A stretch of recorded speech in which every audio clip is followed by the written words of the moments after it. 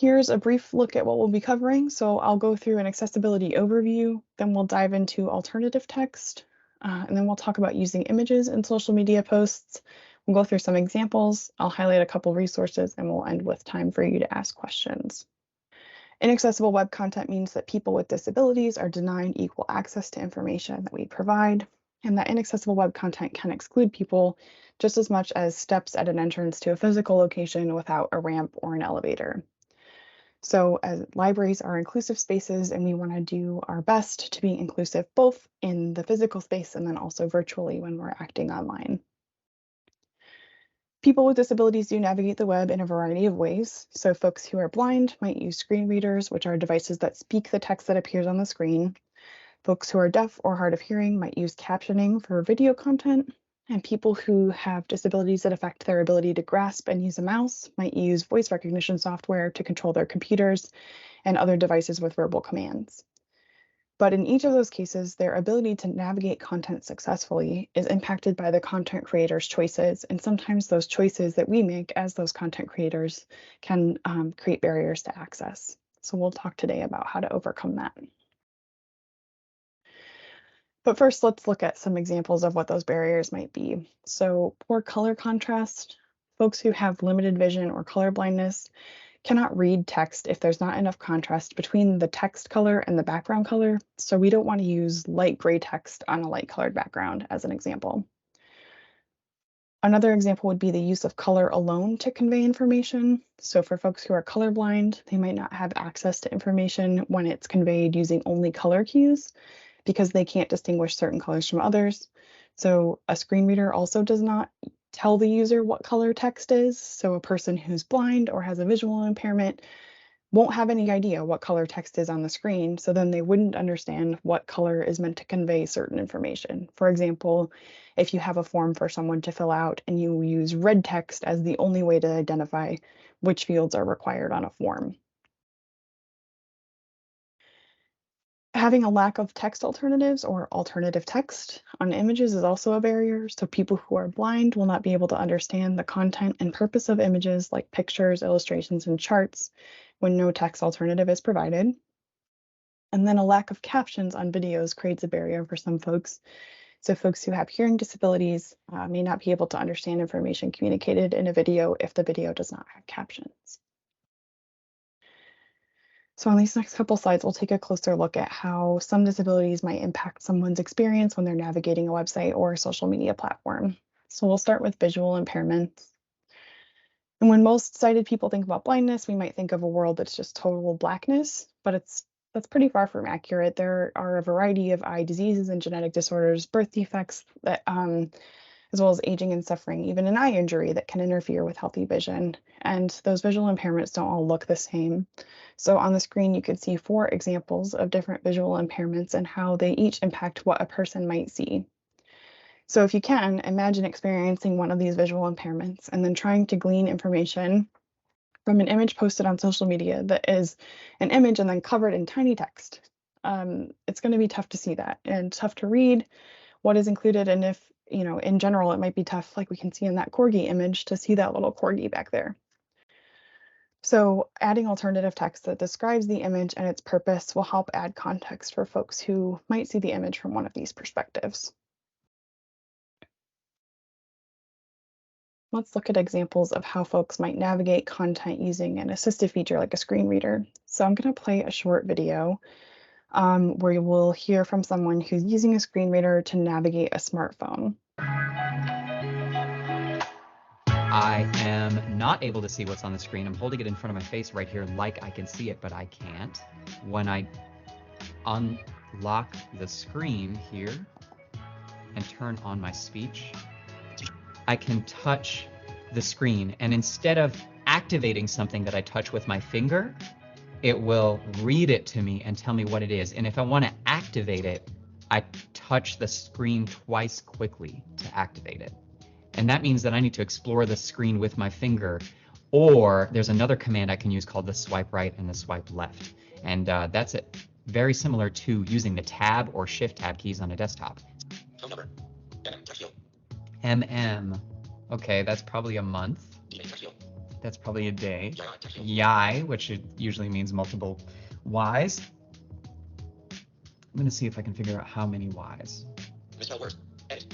Row table. View form controls. Link. Headings. Containers. Language. I'm using the rotor to go to characters. Okay, 4 Ys. There's only so much you can control about how the screen reader pronounces Y, but you can certainly label these fields. I'm experiencing, as an assistive technology user, your website differently than a visual person would, but they're part of the same code base. It's the same website. When you invest in accessibility, you're going to find a lot of things with your website that you didn't even know were issues for everybody.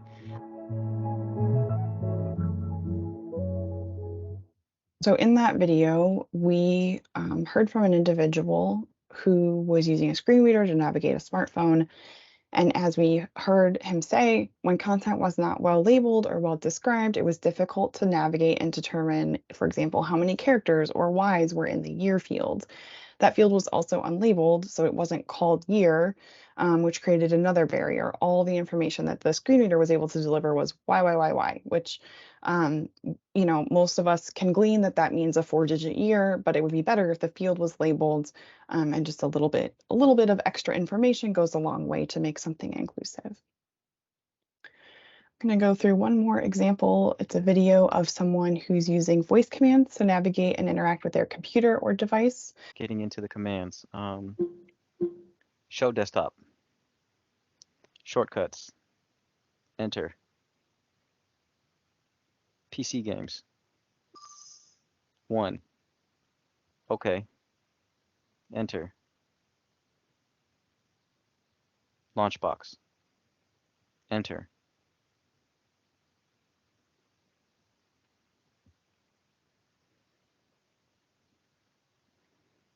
Scroll down 10 pages. Scroll up 5 pages. So again, with that example, when items are not clearly labeled, it can be difficult for someone, and especially if they're not visible and distinguishable from each other, for somebody who is trying to tell their computer where to go. If we don't give them an easy way to see the difference and describe the difference between things, then that voice command is not going to work. So let's talk about a step we can take to improve the user experience for anyone who is using assistive technology like voice navigation or a screen reader, and that would be adding alternative text. So for folks who are using that screen reader, this is particularly helpful. Screen readers announce alternative text in place of images, which helps users with visual or cognitive disabilities perceive the content and function of images. If an image fails to load or the user has images blocked in their browser, it will present that alternative text where the image is supposed to be, so they still understand what was meant to be there because they can read the alternative text. And then search engines use alternative text and factor it into their assessment of the page's purpose and content. So although technology is getting better at recognizing what an image depicts, I know we've heard a lot about AI recently, and AI can look at images and try to understand what's going on in them. It's not perfect, and it means that it's not super great at interpreting what's happening, and it's not great at interpreting what an image means within the context of a larger page. So AI might be able to look at an image and understand the image by itself, but oftentimes that image situated within the context of a larger page has a bigger meaning than just on its own. So a maple leaf image might represent Canada, or it might just be the leaf of a tree. So providing alternative text that represents both the content and the function of the image is our job as content creators. Got another video for you that will show us, it's showing us someone who relies on alternative text when navigating a website, and we'll hear what the experience is of listening to alternative text for her. Image. Oh no, there's an image. What if that was an assignment or some kind of due date or a text box where I was supposed to put my name or something else? For people who can't see images, you need to describe them using something called alt text. Graphic person cheating on the Scantron exam. Copying answers from notes. This is not about how does it look. We're really looking for a functional description. What is it? Why is it there? Okay, so as we heard in that video, there was no alternative text, and all the computer could read was the word image, which is meaningless.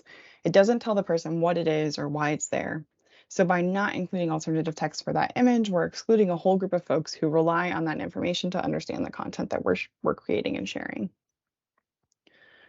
So let's learn how to actually add the alternative text to posts. And we'll start with Facebook.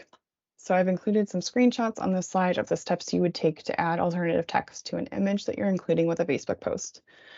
So we'll start out by creating a post on Facebook. If you're familiar with the platform, which most of you are, I saw you raise your hands. When you're on your page for your library, it says, "What's on your mind?" And you can tap in the box to create a post. When you do that, it's going to bring up this box on the far left of the screen that says Create Post. And you can see I've typed in New Post. And the next option it gives is to add to my post. So I can add an image or a video or my location or an emoji or a GIF. I'm going to choose the image option, the photo/video, that green square box option. And in the second image on the screen, we see add photos/video, and I can drag and drop them into that gray box, or I can find them on my computer. So I'll choose what I'd like to upload. And then it gives me the option to edit there with a little pencil in the top left corner. So by clicking on edit, it's going to take me to the place where I can add alternative text. So on this next slide here, I'm including a screenshot. This is the image editor where we can add photo detail, as they call it on Facebook. So the top option there on the left is to crop, so we can crop our image. The next option down is rotate.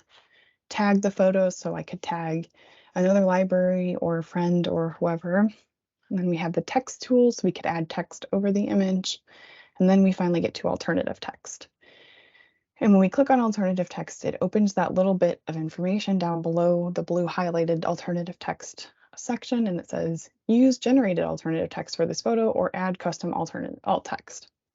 So the generated alternative text is not great. What it has decided this is maybe a doodle of text that says, quote, update your library card password, exclamation point, and then I think there's an @ symbol and another quote, the letter N and an 8, and then another quotation mark. So that's not helpful. It is kind of a doodle, and it does say that, but we can do better. So we're going to use custom alternative text. And what we might use is, we might call this StarCat in space holding a sign that reads, update your library card password. And what's really important about this is the bit that reads, update your library card password. Sure, it's cute that it's StarCat in space. I do feel like we can tell people that part, but we want to communicate the text that's included there. And that is the purpose of this image, is to tell folks, update your library card password. That's the announcement that StarCat is making. So that's what we want to convey through this alternative text that we're including. For folks on the call who use the Meta Business Suite content planner to schedule your posts, there's also an option to add alternative text there. It's largely the same as what we just went through for a regular Facebook post. And for anybody who's using Hootsuite to schedule posts, that platform also includes an easy option to add alternative text. If you're using either of those platforms to schedule your posts and you have questions about how to add alternative text, just send me an email and we can set up a consultation to review that process. So I've included screenshots here, just like for Facebook, of the steps you would take to add alternative text to a post in Instagram. So you just start out by following the typical steps of uploading and editing an image. So here I've uploaded the image of StarCat. Now it's giving me the option to edit, so I can add a filter and choose to spice it up however I'd like. Then when I click on next, it's going to give me the option to add a caption for the image. So here I want to make sure that I add a caption with any relevant information about updating the password on my library card, but then I'm also going to specifically restate the text that's displayed in the image so that if someone can't read it, it is provided in the text field for the image. So I'll make sure that my caption says somewhere in it, update your library card password. After I add my caption, I'll click OK, and I'll scroll down all the way to the bottom of that screen until I get to accessibility, where it says write alternative text, and that's in the third screenshot here. I'll tap on write alternative text, and then it's going to open the fourth window that we see where it says alt text at the top. And this is where I want to write my meaningful alternative text. And just like before, we can say StarCat in space holding a sign that reads update your library card password. Something meaningful that gives context for what the image is about. When we're finished, we can click on done and then go ahead and post that picture with the context given in the alternative text and in the text field. So let's talk more specifically about the types of images and graphics that we're posting. So a best practice is that you should let images be images, or another way that I've heard it phrased is that pictures are for puppies, not for paragraphs. So on the screen, we can see a cute picture of some puppies, and then we can see, or sort of see, a cute picture of some puppies with a bunch of text over their faces. We want to see the cute puppies. We don't want to see a bunch of text that's difficult to read over the face of the cute puppies. Mobile users will struggle with images that include a lot of text because the lines can't reflow and move down, so the browser just makes it smaller and smaller. Additionally, folks with low vision or visual impairments would struggle with images that include text like this because they can't be scaled up without the text becoming blurry. And then even if there is alternative text included, transcribing that entire paragraph of text, like what we see over the image of the puppies, that's not helpful because it's read as a single run-on sentence by the screen reader. So any line breaks, headings, table structure, or even lists, that's all lost for the screen reader. And if words are missed as a user is listening to what the screen reader says, they can't just back up a line, they have to start over from the beginning. So as you can imagine, that might be pretty frustrating when you've just listened to an entire paragraph of messy text and you have to go back and listen to it again. On this slide, we see another few examples of using text-heavy images and why it's bad for mobile users, but also for folks who might be using a screen reader. So the Toledo example there, the font is a little bit tough to read, but it's also too much to be effectively read by a screen reader because it's just going to be read as one long sentence. And then in the second example from the Sarah library, that graphic is very cute. And it's tempting to post something like that, but the screen reader will not be able to effectively communicate those two columns of text and how that visually displays for us. All that meaning will be lost for someone who's relying on a screen reader. So it's just not a good image to post, unfortunately. So using these text-heavy images is bad for mobile users, folks with low vision, visual impairments, and anybody using a screen reader. Instead, things we want to keep in mind are using the text field of the post for text and letting the images just be images, keep the text in the text box. We want to make sure to provide alternative text for our images. So we need to write more than just image or picture. We need to write something that's meaningful and conveys the content and the context of the image. When images that include text are absolutely necessary, which, you know, some text is okay. So if we have some text in our image, or if it's a logo or something like that that does have some text, we want to be sure to provide alternative text that includes the words in that picture that are meant to be read. And if we can, we want to upload images with enough extra resolution so that they stay sharp when they are enlarged. And then if there is text in an image, we want to make sure to reproduce those contents in the post as regular text. For example, describing key points from a chart in its caption, or providing the event information from a poster that was designed to be printed along with the image of the poster. Another best practice is to choose colors with high contrast. So if for any text that we're including on the image. So these are examples of posts that are images, but they also include some text. And I don't think that they're the worst offenders. I think these are okay. The one on the left has kind of a lot of text, but it's okay. So if we're going to do that, things that we want to keep in mind are choosing colors with high contrast for any text that we choose to include. So at least we have black text on a white background. If we're going to include that much text, we need to have high contrast. Choosing dark colors for a light background, light colored text for a dark background. And when you're using text over an image, we want to make sure that the image is not too distracting and does not make the text difficult to read. Let's look at some examples of things not to do. Examples I don't want you to follow. So on this slide, this is a Facebook post that includes an image with so much text. There's so much going on in this, and it's only posted as an image. There's also not a caption or text transcription of the words that are included in the image. And then to make it even worse, there's color that's being used to kind of group and divide things into different sections on the image. So for anybody who has a visual impairment where color is being used to divide this text into groups, it would be meaningful for someone who can see it, but for anyone who can't, that meaning is lost. So some key takeaways from this particular example would be, one, let an image be an image. And this is not an image. I mean, it is technically an image because it was posted as an image, but it's not what we want to serve as an image on our social media platforms. 2, transcribing any text in an image into the text field of the post. So this was posted as an image with no other context. So the anticipated or the expectation from whoever posted this was that, you better be able to read this as it is. There's no text included. So if you can't read it how it's posted, then you can't read it at all. And that's not inclusive. And using high contrast colors, so not using color, and also not using color is the only way to communicate meaning. There's a lot of color going on. Down in the bottom left corner, the time and the words contact and email are posted in yellow, and that yellow is a little bit hard to read, especially on the bottom left corner under contact and email. It's getting hard to read that because it's small, the background is white, and the text is yellow, so that's not a best practice. In this next example, we see some auto-generated alternative text. So I pointed this out earlier. Facebook provides some auto-generated alternative text, but it's pretty unreliable.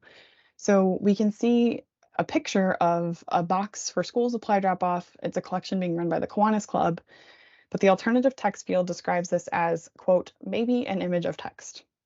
How unhelpful, and makes me want to laugh a little bit because it's ridiculous. Like, that's not what that is. There is certainly some text happening there, but that conveys no context or content of what's actually going on in the image. So please don't rely on the auto-generated alternative text that's provided. Instead, take some time to craft meaningful alternative text that does actually provide context and content for what the image is. On this slide, I've included some examples where the image included with the post is either a screenshot of a printed calendar or, a picture of someone holding a flyer that has been printed out. So posting a picture of your library's events calendar or an event flyer is not accessible or user-friendly. There's a ton of text included in both of these images and none of it is accessible. It's too small. A screen reader can't interpret any of this because they're images and you couldn't possibly describe everything that's happening here in a meaningful way for a screen reader in alternative text because the screen reader cannot interpret the different boxes and number. It would just all be read as a run-on sentence with no division, and that's not helpful. And even for someone without a visual impairment, it is a bit difficult to see and read, especially on a mobile device. So if you post the screenshot of this calendar on your Instagram, it's going to be pretty difficult for me. Like, I can't read most of what's on that calendar right now. And the same goes for this list of programs for adults on the flyer. On the right-hand side, the text is getting pretty small and blurry. So the key takeaway here is to avoid posting images of flyers and calendars that are meant to be distributed in print. And instead, you should link to your online events through your calendar that you have for your library website. Feature just one individual event and then link back to your calendar, or post something about how you have new events and link back to your calendar. And then for content on flyers like this, the best practice would be to duplicate the content on a web page and then link to that web page. So in this example, I've given some screenshots from Instagram specifically because that's a platform that is typically viewed on a mobile device. And as I know you're all familiar, the screen on a mobile device is significantly smaller than the screen on a laptop or desktop computer, so it makes it even harder to see what we post. We want to be more conscientious in this environment about what we post and how we post it. So in each of these examples, the images are pretty crowded. They include a lot of text. There's no alternative text. And in every case except the first case, there is no caption used to describe what's going on. So in the first example, the book covers are pretty tiny. It's pretty tough to see the difference between, I can tell there are different book covers there, but it's a little tough for me to know what specific book covers are included, and it's tough for me to zoom in. In the second example, the image is not really an image, it's just a paragraph of text posted as an image. So we want to remember to let images be images and then use the text field for text.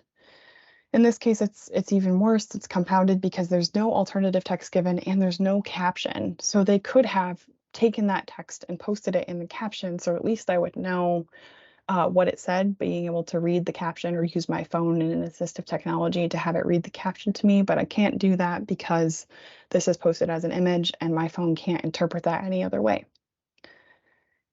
In the third example, it's a lot of the same. There's a ton of text going on, and to be honest, it's a little tough to read white on that green background. In theory, that's high contrast, but it's not the highest possible, and it's pretty hard to read that tiny white font on that green background. There's no alternative text included, and it's not transcribed in the caption. So again, the only way for me to read that is if I can manage to figure out what it says by being able to zoom in a little bit and looking at it on my phone, but I can't use an assistive technology to access that at all. And in the fourth photo, we see an example, which is an image of a printed flyer. So they've used their camera to take a picture of a printout. That's a no for starters. And then on top of that, it's text heavy and there's no alternative text or caption included. So it is only accessible again as an image, which means that it's not accessible at all. So on Instagram especially, it's important to use images that are actually images. They're not text heavy, and we want to make sure we do use the caption field for any text that is included. So let's just recap some of the best practices that I covered today. So number one is always add meaningful alternative text for your images.